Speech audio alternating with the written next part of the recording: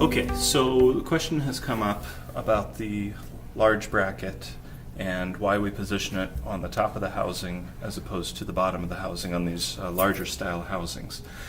The reason for that is that, first of all, it's more heavy duty. It has 4 screws holding the heavier weight of the heavier filter onto the cabinet wall.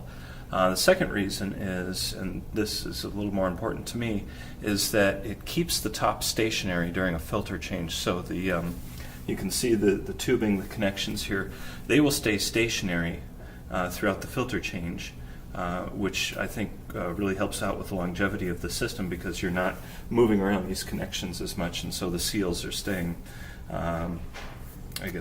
more stationary. So we'll just do a quick demonstration here on the filter change.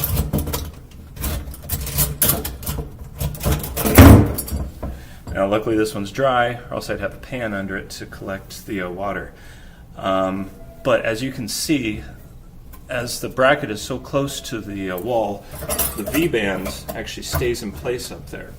And what this does is, so we can take out the cartridge, okay, and drop the cartridge down into the housing, pull it away, and then put the new cartridge in. Now this is where the problem comes in, is when we're trying to reassemble everything, and that space in between the wall and the V-band can sometimes make it difficult to open it up enough to get that housing back on. So there's a couple of solutions for this. First of all, and I wouldn't necessarily recommend this, but depending on who your installer is, you can actually install this without the bottom screw. And that would give you a little bit of play to kind of move the housing out a little bit so you have more space to work with the V-band. Second thing, and this is what I would recommend, is that you install a couple of spacers,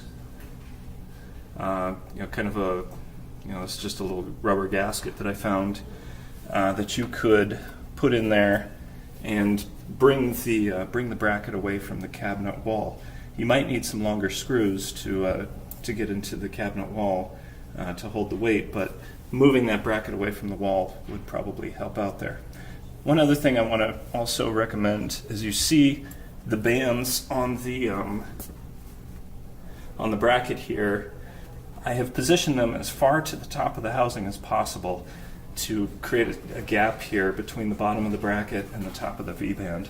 Again, that helps out with changing out the cartridge. So hopefully that explanation will work for you. Thanks.